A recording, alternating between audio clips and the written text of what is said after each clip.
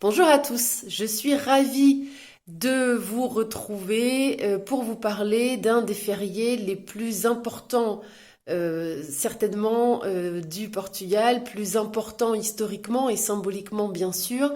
Nous fêterons dimanche le 25 avril la révolution des œillets. La révolution des œillets qui a lieu en 1974, donc le 25 avril 1974.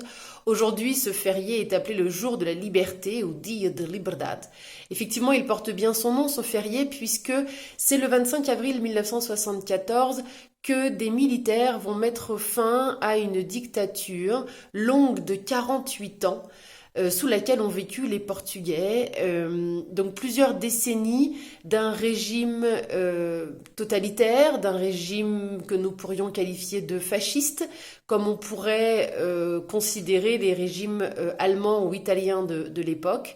Effectivement, les Portugais, pendant 48 ans, depuis 1926, vivent sous un régime dictatorial. Depuis 1933, ils vivent sous le Estado Novo, l'État nouveau, avec une nouvelle constitution qui a été votée, ou en tout cas signée par le gouvernement portugais et principalement par Salazar, le dictateur, qui sera le chef du gouvernement entre 1933 et 1968. 1968, date à laquelle il tombe malade. Il tombe malade est effectivement le mot exact, puisqu'en réalité, il tombe d'une chaise et il ne pourra plus jamais exercer son rôle de chef d'État, de président du Conseil. Et à Salazar succédera en 1968 Marcelo Caetano. On appellera ces dernières années de la dictature le printemps marcelliste, Primavera Marcelista, parce qu'on espère en 1968, avec l'arrivée au pouvoir de Marcelo Caetano, que la dictature soit un petit peu allégée, que le Portugal retrouve une partie de ses libertés et puisse aspirer à ce que sont ses voisins européens et ce qu'on vit dans le reste du monde occidental. On attend beaucoup de Marcelo Caetano, mais malheureusement, ce printemps marcelliste ne répond pas vraiment aux attentes de la population. Les règles dictatoriales restent les mêmes, le contrôle de la population reste les mêmes. Il fait un espèce de lavage, disons, toponymique, puisqu'il va changer principalement le nom des grandes institutions, comme par exemple la police politique, qui est appelée jusqu'en 1968 la PID, devient en 68 la DGS, la Direction Générale de Sécurité, mais dans la pratique c'est exactement la même chose, c'est une police politique qui recherche, qui emprisonne, qui torture également tous les opposants au régime, tous les communistes, une partie des personnes qui vivent selon des concepts, des préceptes qui ne sont pas ceux prônés par notre gouvernement de l'époque. Et donc nous avons au Portugal, malheureusement, de 1926 jusqu'à 1974, des personnes qui sont persécutées et torturées. Nous savons par exemple que dans les prisons portugaises, notamment le fort de Peniche, que nous pouvons aujourd'hui visiter, et visiter ces cellules d'emprisonnement, il y a des tortures effectuées sur les opposants au régime. Nous savons également que certains, ceux que nous considérons à l'époque les plus dangereux, sont envoyés au Cap-Vert dans un camp qu'on appelle Terrafal. Dans ce camp est mise en pratique une torture qui est malheureusement restée célèbre dans l'histoire portugaise, qui est la torture du soleil, et qui consiste simplement à laisser un prisonnier au soleil des heures, sans ombre et sans pouvoir boire. C'est une torture qui peut paraître peut-être peu violente, mais croyez-moi, elle est assez efficace et assez difficile à supporter. Alors, la torture, la police politique, la censure également faisait partie de ce régime dictatorial pré-25 avril. Donc les Portugais ne peuvent pas lire écrire, chanter ou simplement parler de ce qu'ils veulent. Tout est contrôlé, tout est soumis à ce crayon bleu, ce lápis azul comme on l'appelle, qui raye et qui coupe une grande partie de tout ce qui est écrit ou de tout ce qui devrait être publié pour la presse locale, nationale, mais bien sûr aussi pour la presse étrangère. Une presse étrangère d'ailleurs qui n'arrive pas partout au Portugal, qui arrive peu d'ailleurs. Il faut savoir que une des préoccupations du régime de Salazar est justement de garder les Portugais le plus possible dans un isolement total pour qu'ils ne puissent pas savoir finalement ce qui se passe ailleurs et qu'ils ne puissent pas se révolter, puisque si nous ne savons pas ce à quoi nous avons droit, nous continuons à vivre avec ce qu'on nous donne sans trop poser de questions. Donc le but était vraiment de nous laisser isoler. D'ailleurs, Salazar avait cette formule, il disait que les Portugais étaient orgulhosamente sós. Donc nous étions fièrement seuls. Nous étions seuls, ça c'est sûr. Est-ce que nous étions fiers? J'en suis un petit peu moins sûre. Mais voilà, en tout cas, c'est ça, le Portugal avant 1974, un pays totalement contrôlé par son gouvernement, sans élection libre. Il y a un parti unique, le parti de Salazar évidemment. Les élections sont truquées, nous le savons aujourd'hui, quand il y a élection. La plupart des Portugais, d'ailleurs, ne votent pas à l'époque. La plupart des Portugais sont aussi analphabètes, il faut le savoir. On va à l'école en 1974 pendant 4 ans, bien souvent, les 4 années d'école primaire. Et encore, les femmes ne vont pas toujours à l'école, surtout si elles sont les plus âgées des grandes fratries de l'époque, parce qu'il faut qu'elles restent à la maison pour s'occuper des plus jeunes. Donc on arrive en 1974 avec un taux d'analphabètes au Portugal absolument incroyable. On a 90% de la population portugaise qui est analphabète ou qui sait à peine lire et écrire. Donc c'est quelque chose d'absolument dramatique. On a aussi une grande partie de la population qui vit dans une grande misère, parce que une des caractéristiques aussi de ce orgulhosamente sós a été de fonder toute l'économie du pays sur une agriculture locale, traditionnelle, sur ces fondements du travail, de la famille et de la patrie, mais à aucun moment on a ouvert nos portes à l'industrie. On n'a pas d'exportation, on a peu d'importation aussi. Voilà, on a une économie qui est très très pauvre et une population qui est très très pauvre, ce qui explique, comme vous le savez, ces flux migratoires insensés des années 60 et 70, où une très grande partie de notre population fuit le Portugal. Quand je dis fuit, c'est vraiment le cas, puisqu'effectivement l'immigration est illégale pendant ces années, donc il faut sortir clandestinement du territoire pour arriver jusqu'en France ou jusqu'en Allemagne, ou peu importe, là où le vent nous portera et où nous pourrons trouver de meilleures conditions de vie. Voilà, alors qu'est-ce qui fait qu'en 74 les militaires décident d'arrêter ce régime? Eh bien, tout ce que je viens de vous expliquer, je pense qu'il y a un ras-le-bol également des militaires qui vivent eux aussi sous cette dictature, mais surtout il y a la guerre coloniale. La guerre coloniale qui a commencé en 1961 et qui dure donc depuis 13 ans dans des conditions très difficiles. Les militaires ont très très peu de moyens. Et ils sont fatigués de cette guerre qui pour eux n'a pas grand sens. On comprend pas très bien pourquoi est-ce qu'on se bat, et puis surtout on n'a pas les moyens de se battre. Donc il y a un moment vraiment où ils en ont assez, où ils veulent arrêter. Et ce sont donc des capitaines, donc des jeunes militaires qui vont décider de mettre fin à ce régime.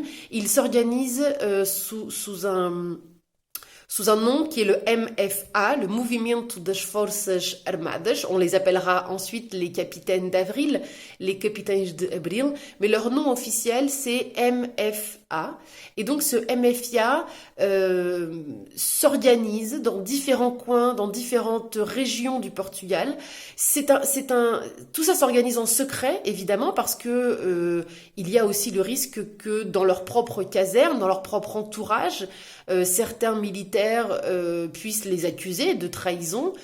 Donc c'est un grand secret qu'ils vont s'organiser. et qu'ils vont se distribuer des tâches en fonction de la localisation géographique de leur caserne. Alors il y a deux capitaines qui vont être un petit peu les figures historiques, les figures de proue de ce mouvement. On a Salgueiro Maia qui part de Santarém avec ses hommes, avec ceux qu'il a réussi à convaincre. Et puis nous avons Otto Saraiva de Carvalho qui sera le deuxième capitaine qui restera vraiment comme une des figures principales de ce mouvement. Donc, en fait, ce capitaine Salgueiro Maia, lui, il a la charge de se déplacer de Santarém jusqu'à Lisbonne et d'occuper le Quartel do Carmo, qui est la caserne, l'endroit dans lequel se trouve Marcelo Caetano, donc le président du conseil. Et donc, voilà sa mission. Il doit quitter Santarém, qui est à peu près à 80 km de Lisbonne, rejoindre Lisbonne dans la nuit du 24 au 25 avril, pour être le 25 avril au matin no Quartel do Carmo. Et donc, c'est ce qu'il fait. Et tout commence dans la nuit, donc, comme je vous le disais, un petit peu avant minuit, il y a un signal. Et oui, parce que je vous rappelle qu'on est dans un secret total. Donc, les militaires mettent en place un système de code pour savoir si oui ou non le coup d'État va avoir lieu et si oui ou non tout le monde est prêt. Donc, premier code, une chanson qui passe à la radio, la chanson E Depois do Adeus. C'est une chanson qui a gagné le festival de la chanson dans l'année 1974 et qui va représenter le Portugal à l'Eurovision. Donc une chanson qui n'éveille pas vraiment les soupçons puisque c'est normal, naturel, qu'elle passe à la radio. Mais les militaires qui sont dans la confidence le savent. Cette chanson signifie qu'on va partir ce soir. Donc ils commencent à se préparer. Et Salgueiro Maia, notamment, prend la parole dans sa caserne. Il réunit tous ses hommes et il leur explique ce qui va se passer. Il leur explique ce qu'il va faire. Et il a un discours que les Portugais connaissent, qui est resté dans notre histoire. Il explique à ses hommes qu'il y a plusieurs États, plusieurs types d'États dans les pays. Il y a des États sociaux, des États corporatifs, donc há Estados sociais, há Estados corporativos, e há o Estado a que chegamos. Et puis il y a l'État dans lequel nous sommes aujourd'hui. Voilà la phrase qui va rester dans l'histoire. Donc nous sommes arrivés à un État impossible à soutenir pour les militaires et donc il faut partir. Il réussit effectivement à convaincre une grande partie de ses hommes, de ses soldats et au deuxième code, au deuxième signal, ils partiront. Ce deuxième signal, qu'est-ce que c'est? C'est une chanson interdite. C'est la chanson de Zeca Afonso qui s'appelle Grândola Vila Morena, qui est une chanson un petit peu révolutionnaire qui parle du pouvoir du peuple, du pouvoir de l'union et du fait que si nous sommes tous ensemble, nous pouvons tout vaincre et tout réussir.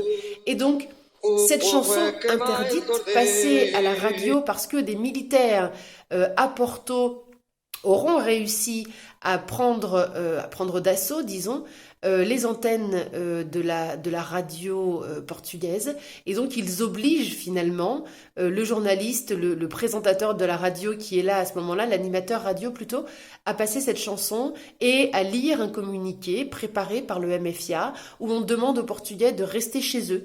On leur explique que quelque chose va se passer. On demande aux autres militaires, à ceux qui ne font pas partie de ce mouvement, de ne pas prendre les armes, en espérant que personne ne soit blessé et que ce coup d'État soit pacifique. Donc là, on est à l'aube du 25 avril 1974. Salgueiro Maia part de Santarém avec ses hommes. Otto Saraiva de Carvalho, lui, il restera un petit peu dans un espèce de commandement de cette opération, dans un poste de commande finalement, et il organisera les militaires dans les différentes parties du Portugal, chacun sa mission, et voilà. Et lui, il est l'organisateur un petit peu de tout ça. Donc, on part, on se met en route. Et on arrive à l'aube donc à Lisbonne. Quand on arrive à l'aube à Lisbonne, il faut imaginer qu'on arrive avec des chars, des militaires qui sont armés. Les Lisboètes ne comprennent pas ce qui se passe. Ils se réveillent, ils commencent à aller travailler. Ça fait peur au départ, évidemment, mais finalement il y a une espèce de rapidement de liesse qui se crée. On comprend que ces militaires sont là. Pour faire quelque chose de positif pour la population.